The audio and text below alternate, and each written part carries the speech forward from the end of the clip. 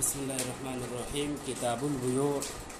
قال: البيع ينعقد بالإيجاب والقبول إذا كان بلفظ الماضي، مثل أن يقول أحدهما بعت والآخر اشتريت، لأن البيع إنشاء تصرف، والإنشاء يعرف بالشرع، والموضوع للأخبار قد استعمل فيه فينعقد به، ولا ينعقد بلفظين أحدهما لفظ المستقبل، بخلاف النكاح، وقد مر الفرق هناك.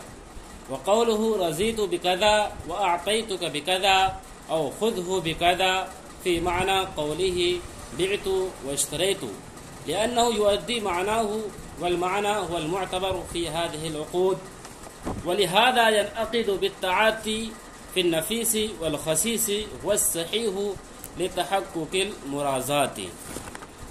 اب ترجمہ دیکھیں. کتاب البیوع، یہ کتاب ہے بیع کے احکام کے بیان میں. بیوع جمع ہے بیع کی.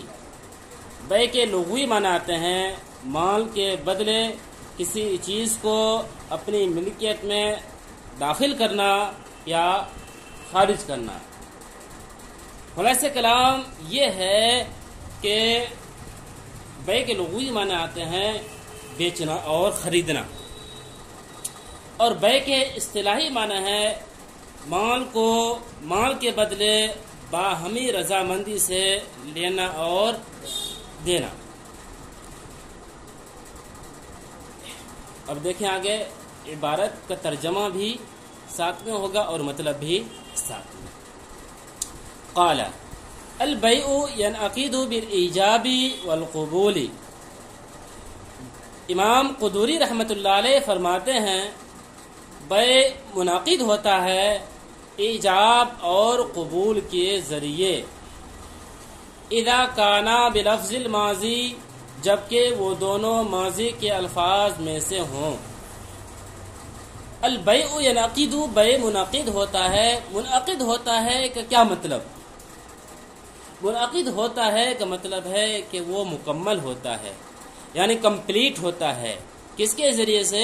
ایجاب کے ذریعے سے اور قبول کے ذریعے سے. اب ایجاب کہتے کسے ہیں اور قبول کسے کہتے ہیں؟ ایجاب اور قبول کہتے ہیں کہ بائع اور مشتری. بائع کہتے ہیں کہ جو سامان کو بیچے، اور مشتری کہتے ہیں جو سامان کو خریدے.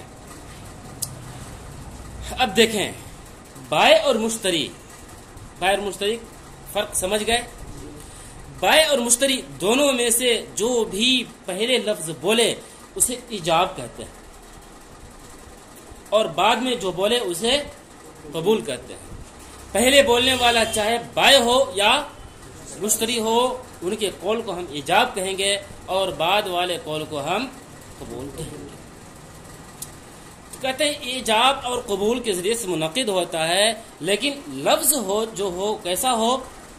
اذا کانا بلفظ الماضی، جبکہ دونوں کے دونوں الفاظ ماضی کے ہوں. اب اس کو مثال کے ذریعے سمجھا رہے ہیں صاحب کتاب. مثال دیکھیں. مثل ان یقول احدهما بعت والآخر اشتریت. مثال کے طور پر ان دونوں میں سے ایک کہے بعت، میں نے بیچا، والآخر اشتریت، اور دوسرا کہے کہ میں نے خریدا.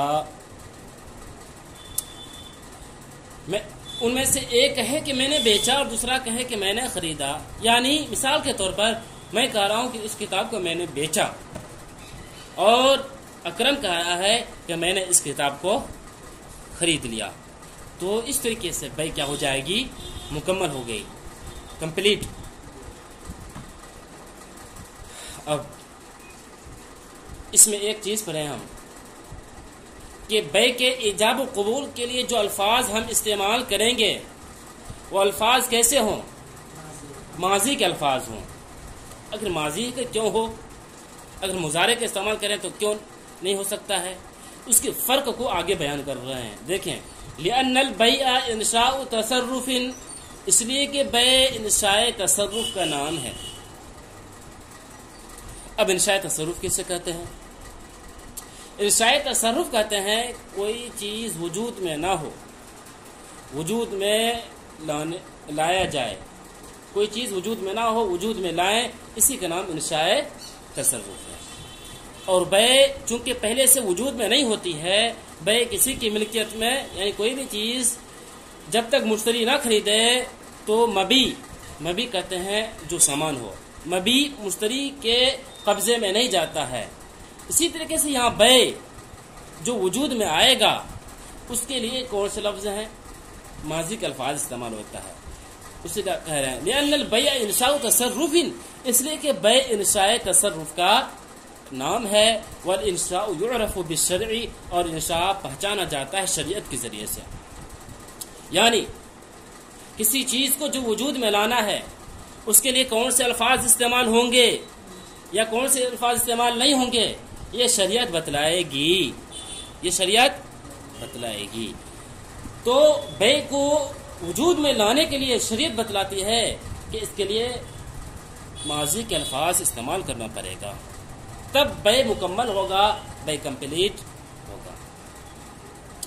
پھر اشکال ہوتا ہے کہ دیکھیں بیع کے لیے جو ماضی کا الفاظ استعمال کیے ہیں اس کو انشاء کے معنی میں لے رہے ہیں، اصل ماضی کا جو صیغہ ہے وہ خبر دینے کے لیے آتا ہے، ماضی کا جو صیغہ ہے وہ خبر دینے کے لیے آتا ہے، اسی کا آگے جواب دیا گیا ہے والموضوع للاخبار قد استعمل فیہ، اور والموضوع للاخبار، اور ماضی کے الفاظ خبر کے لیے وضع کیے گئے ہیں۔ ماضی کے الفاظ اگرچہ خبر کے لیے وضع کیے گئے ہیں، خبر کے لیے استعمال کیے جاتے ہیں، قد استعمل فیہ، لیکن کبھی کبھی انشاء کے لیے بھی استعمال ہوتا ہے۔ اور ماضی کے الفاظ اگرچہ خبر کے لیے استعمال کیے گئے ہیں، استعمال ہوتے ہیں، لیکن کبھی کبھی انشاء کا معنی بھی استعمال ہوتا ہے۔ یعنی اس عبارت کے ذریعے سے یہ بات بتلائی گئی کہ ماضی کا جو صیغہ ہے اگرچہ وہ انشاء کے لیے نہیں آتا ہے، وہ خبر بتلانے کے لیے آتا ہے، لیکن کبھی کبھی وہ انشاء کا معنی بھی بتلاتا ہے، اس لیے ماضی کے صیغے کو انشاء کے لیے استعمال کرتے ہیں۔ آئے سمجھ میں اتنا؟ ورنہ اصل میں ہونا کیا چاہیے تھا؟ انشاء کے لیے الگ سا صیغہ ہونا چاہیے تھا، لیکن الگ سا کوئی صیغہ انشاء کے لیے نہیں ہے، بس ماضی کے ذریعے سے ہی اس کی تعبیر کرتے ہیں۔ فینعقد بہ، پس اس کے ذریعے سے منعقد ہو جاتا ہے، کن کے ذریعے سے؟ ماضی کے الفاظ کے ذریعے سے۔ اتنی بات سمجھ میں آئی؟ اب آگے دیکھیں ولا ينعقد بلفظين احدهما لفظ المستقبل بخلاف النكاح وقد مر الفرق هناك، ولا ينعقد بلفظين احدهما لفظ المستقبل، اور بیع منعقد نہیں ہوتا ہے ایسے دو الفاظ کے ذریعے سے کہ ان میں سے ایک مستقبل کا لفظ ہو اور دوسرا ماضی کا۔ یہاں پر ماضی کتاب میں نہیں ہے، لیکن مراد ہوگا کہ دوسرا کیسا ہو؟ ماضی کا الفاظ ہو۔ یعنی اگر کوئی شخص، پہلا شخص کیا کرتا ہے استعمال ماضی کا صیغہ، اور دوسرا کیا کرے؟ مستقبل کا صیغہ استعمال کرے، تو کہتے ہیں اس کے ذریعے سے بیع منعقد نہیں ہوتی ہے۔ کیوں نہیں ہوگی؟ اس لیے کہ پہلا شخص کہے گا مثال کے طور پر بعتو، میں نے اس کتاب کو بیچا، دوسرا شخص اشتریتو کے بجائے کیا کہے گا؟ اشتری، میں خریدوں گا، مضارع کا صیغہ، مستقبل کا ترجمہ، اشتری، میں خریدوں گا۔ تو جب یہ صیغہ استعمال کرے تو اس سے بیع مکمل نہیں ہوتی ہے، اس سے ایک وعدہ ہو رہا ہے کہ میں خریدوں گا، ہو سکے بعد میں نہ خریدے، ایسا تو ہو سکتا ہے، اس لیے مستقبل کے الفاظ استعمال کرے گا تو مستقبل کے الفاظ استعمال نہیں ہوگا، مستقبل کے الفاظ کے ذریعے سے بیع مکمل نہیں ہو سکتا ہے۔ اس لیے بیع اگر مکمل کرنا ہے تو اس کے لیے ماضی کے الفاظ ہی استعمال کرنا ہوگا۔ اب آگے ہے بخلاف نکاح، برخلاف نکاح کے۔ اب دیکھیں یہاں جو بات آئی احدہما لفظ المستقبل، ان میں سے ایک مستقبل کا الفاظ ہو. بعض حضرات نے کہا ہے مستقبل سے یہاں مراد مضارع کا ہی صیغہ ہے. بعض حضرات کہتے ہیں کہ یہاں مستقبل سے مراد مضارع کا صیغہ نہیں امر کا صیغہ ہے، جیسے کہ آگے خود کتاب سے واضح ہو رہا ہے بخلاف نکاح کے ذریعے سے. اس لیے کہ نکاح کے بیان میں جو کہ پچھلے سال پڑھ چکے ہدایہ ثانی میں کہ وہاں پر جو بحث آیا ہے مستقبل سے وہاں مراد کیا ہے؟ امر کا صیغہ ہے. یعنی اگر نکاح کے معاملے میں کوئی شخص اگر ماضی کا الفاظ استعمال کرے اور دوسرا امر کا استعمال کرے تو اس کے ذریعے سے نکاح منعقد ہو جاتا ہے. اس کی پوری تفصیل پچھلے سال پڑھ چکے ہیں، اگر ذہن میں نہیں ہے تو وہاں پر جا کر دیکھ لیں. بس فرق ابھی اتنا بتلانا ہے کہ اگر کوئی شخص مستقبل کا صیغہ یعنی اگر یہاں پر مستقبل سے مراد امر بھی لے لیں تو امر کے ذریعے سے بھی بیع منعقد نہیں ہوگا. مستقبل سے مراد یا بعض حضرات کے قول سے کیا مراد لیں؟ مضارع کا صیغہ مراد لیں تب بھی بیع منعقد نہیں ہوگا. اس لیے کہ مضارع کے صیغے میں مستقبل کا ترجمہ ہوتا ہے.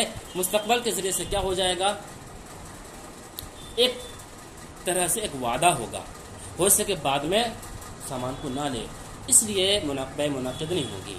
یا مستقبل سے مراد مضارع کے صیغوں کو نہ لیں بلکہ کس کو لیں؟ امر کے صیغے کو لیں تو تب بھی بیع منعقد نہیں ہوگی.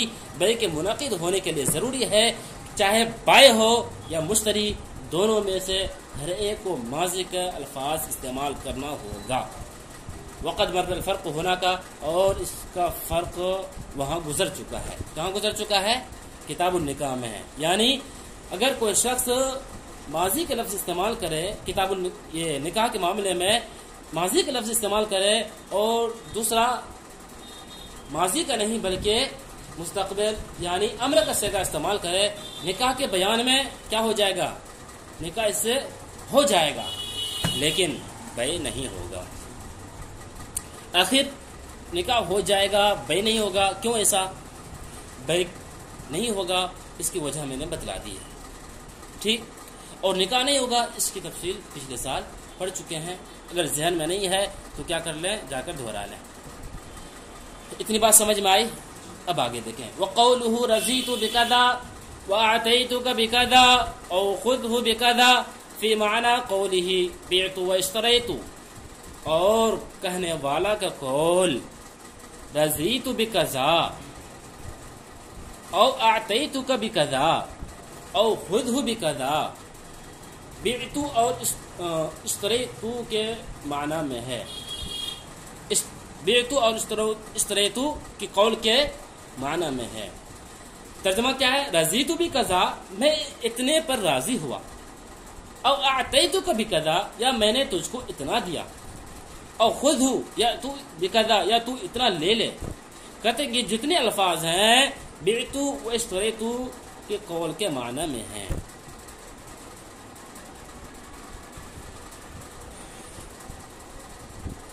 اس کا قول دیکھیں پھر ترجمہ. وقوله رضیت بکذا واعطیتک بکذا او خذہ بکذا فی معنی قوله بعت واشتریت. اور کہنے والا قول رضیت بکذا او اعطیتک بکذا او خذہ بکذا، اس کا قول بعت اشتریت کے معنی میں ہے. بعت واشتریت کے معنی میں ہے.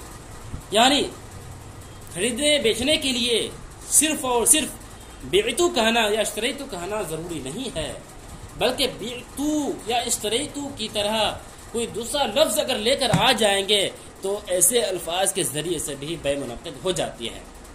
مثال کے طور پر شریف الاسلام نے کیا کہا؟ بعتو، میں نے بیچا. ٹھیک، کتاب کے ذریعے بولا میں نے بیچا.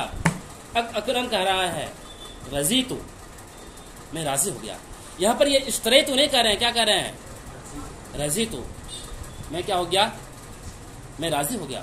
کہتے ہیں کہ بیع ہو جائے گی. رضیتو بکذا یعنی بکذا سے مراد بکذا دراہم بخمس روبیات. رضیتو بخمس روبیات، میں 5 روپے پر کیا ہو گیا؟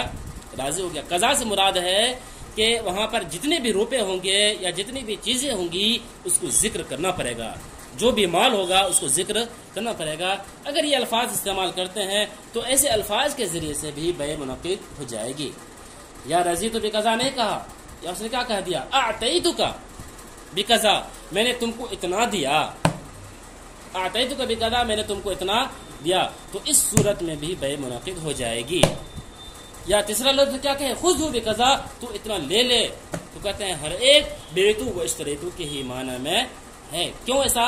لأنہ یؤدی معناہ، اس لیے کہ وہ وہی معنی ادا کر رہا ہے۔ یعنی کون؟ یعنی رضیت بقضا، اعطیت بقضا، خذ معنی، یہ کون سا معنی ادا کر رہا ہے؟ بیعت و اشتریت کا معنی ادا کر رہا ہے۔ لأنہ یؤدی معناہ، اس لیے کہ وہ وہی معنی ادا کر رہا ہے۔ والمعنی هو المعتبر فی هذه العقود، اور ان عقدوں میں معنی ہی کا اعتبار ہے۔ اصل اعتبار کس چیز کا ہے؟ معنی کا ہے، الفاظ کا نہیں ہے۔ الفاظ چاہے بیعت و اشتریت کی مقابلے میں چاہے جو بھی الفاظ استعمال کریں ماضی کے، بس اس سے بیع مکمل ہو جائے گی، کریں۔ والمعنی هو المعتبر فی هذه العقود، اور ان عقدوں میں عقد ہی کا اعتبار ہے۔ اب آگے دیکھیں، وَلِهَذَا يَنْعَقِدُ بِالطَّاعَةِ فِي النَّفِيسِ وَالْخَسِيسِ، یہی وجہ ہے، یہی وجہ ہے، يَنْعَقِدُ بِالطَّاعَةِ، طاعتی کے ذریعے سے نفیس اور خسیس میں بیع منعقد ہو جاتا ہے۔ اب طاعتی کہتے کسے ہیں؟ طاعتی کہتے ہیں کہ دیکھیں، مثال کے طور پر میں گیا دکان پر، ٹھیک، جانے کے بعد میں وہاں سے دکاندار سے ایک صابن اٹھا لیا، میں دکاندار کو کچھ نہیں بولا، ایک صابن 10 روپے کا اٹھا لیا اور 10 روپے میں اس کو دے دیا۔ نہ دکاندار نے مجھ سے کچھ کہا، نہ میں نے دکاندار سے کچھ کہا، یعنی خریدنے کے الفاظ کا ذکر بھی نہیں ہوا، تو اسے کہتے ہیں بیع طاعتی۔ اسے کہتے ہیں بیع طاعتی۔ آئے سمجھ میں؟ پھر دیکھیں بیع طاعتی کسے کہتے ہیں۔ کوئی شخص دکان میں جائے، دکان میں جانے کے بعد جو سامان ہوتا ہے سامان لے لے، ٹھیک، لیکن دکاندار بھی کچھ نہ کہے، سامان لے لے، لینے کے بعد اس کے بعد جو جس نے لیا ہے مشتری اپنا سامان یعنی روپے بائی کو دے دے، اور مشتری بھی کچھ نہ بولے، بائی بھی کچھ نہ بولے، ادھر سے سامان بھی لے لیا، ادھر سے روپے بھی دے دیا، دونوں خاموش، ایسے بیع کو کیا بولتے ہیں؟ بیع طاعتی۔ کہتے ہیں کہ اگر اس طرح کی بیع ہو تو جائز ہے، اس طرح کی بیع ہے تو کیا ہے؟ بیع جائز ہو جاتی ہے۔ وَلِهَذَا يَنْعَقِدُ بِالطَّاعَةِ فِي النَّفِيسِ وَالْخَسِيسِ، یہی وجہ ہے کہ بیع طاعتی منعقد ہوتا ہے نفیس اور خسیس میں، نفیس اور خسیس میں، عمدہ اور گھٹیا میں۔ نفیس سے کیا مراد ہے؟ نفیس سے مراد ہے یعنی قیمتی سے قیمتی سامان۔ نفیس سے کیا مراد ہے؟ قیمتی سے قیمتی سامان، اور خسیس سے مراد ہے کم سے کم سامان، یعنی کم قیمتی سامان، معمولی درجے کا سامان۔ یعنی بیع طاعتی، مثال کے طور پر دکان میں ہم گئے، وہاں پر ہر دکان میں لکھا رہتا ہے نا فلاں سامان اتنے کا ہے، یا نہ بھی لکھا رہے، ہم کو معلوم ہے صرف ایکسل صابن ہے، کتنے کا ہے؟ 10 روپے کا، سامنے میں رکھا ہوا تھا، میں دکاندار سے کچھ نہیں بولا، گیا صابن لیا اور اسے 10 روپے دے دیا، ٹھیک، صابن کا معاملہ تھا۔ یہ کہ اس سے بڑھ کر کوئی دوسرا سامان ہو، 1000 روپے کا ہو، 20,000 کا ہو، جتنا کا بھی ہو، سامان روپے ہم نے دکاندار کو دے دیا اور سامان اٹھا کر لے کر آ گیا، بیچو وہ اشتریتو کہ نہ ہی میں نے بیتو بولا اور نہ ہی اشتریتو بولا، نہ ہی میں نے اس طریقے کوئی بھی جملہ بولا، تو کہتے ہیں بیع منعقد ہو جائے گی۔ کیوں؟ اس لیے کہ اس طرح کے بیع کو کہتے ہیں بیع طاعتی، اور بیع طاعتی واقع ہوتا ہے نفیس میں بھی اور گھٹیا میں بھی، یعنی عمدہ سے عمدہ سامان میں بھی اور معمولی سے معمولی سامان میں بھی۔ وہ صحیح، یہی صحیح ہے۔ اس سے اشارہ کرنا چاہتے ہیں، اصل میں بعض حضرات کہتے ہیں کہ بیع طاعتی صرف اور صرف نفیس میں ہوتا ہے، یعنی عمدہ سامان میں ہوتا ہے، گھٹیا سامان میں نہیں ہوتا ہے۔ صاحب کتاب وہ صحیح لا کر یہ کہنا چاہتے ہیں کہ ایسی بات نہیں ہے، سامان چاہے عمدہ ہو یا گھٹیا ہو، یعنی معمولی درجے کو ہو، بیع طاعتی ہر چیز پر نافذ ہوتا ہے، بیع طاعتی ہر چیز پر نافذ ہوتا ہے. کیوں؟ لتحقق المرازات، اس لیے کہ آپسی رضامندی پائی جاتی ہے. اس لیے کہ آپسی رضامندی پائی جاتی ہے. آیا سمجھ میں اتنا؟ چلے ترجمہ دیکھیں ایک بار. کتاب البیوع، یہ کتاب ہے بیع کے احکام کے بیان میں. قال البیع ینعقد بالایجاب والقبول. امام قدوری رحمۃ اللہ علیہ فرماتے ہیں کہ بیع منعقد ہوتا ہے ایجاب اور قبول کے ذریعہ. اذا کان بلفظ الماضی، جبکہ وہ دونوں ماضی کے الفاظ ہوں. مثل ان یقول احدهما بعت والآخر اشتریت. مثال کے طور پر ان دونوں میں سے ایک کہے بعت میں نے بیچا، والآخر اشتریت اور دوسرا کہے میں نے خریدا. لأن البیع انشاء تصرف، اس لیے کہ بیع انشاء تصرف کا نام ہے.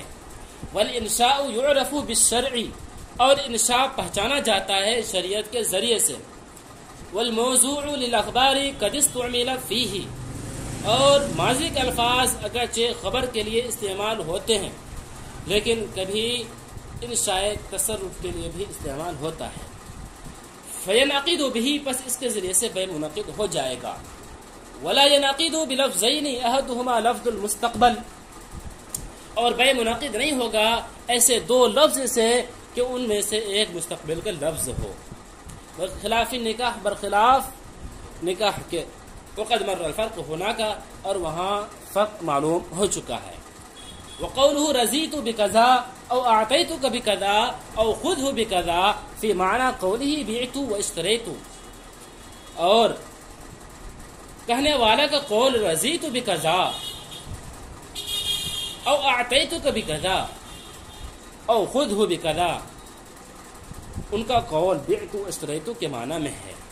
لأنه یؤدی معناه، اس لیے کہ ان کے ذریعے سے وہی معنی ادا ہو رہا ہے. والمعنى هو المعتبر في هذه العقود، اور ان عقدوں میں معنی کا ہی اعتبار ہے. ولہذا ينعقد بالطاعة في النفيس والخسيس، یہی وجہ ہے کہ بیع منعقد ہو جاتا ہے طاعتی کے ذریعے نفیس اور خسیس میں، عمدہ سے عمدہ سامان میں اور معمولی سے معمولی سامان میں. وہ صحیح، یہی صحیح ہے. لتحقق المرازات، آپسی رضامندی کے پائے جانے کی وجہ سے.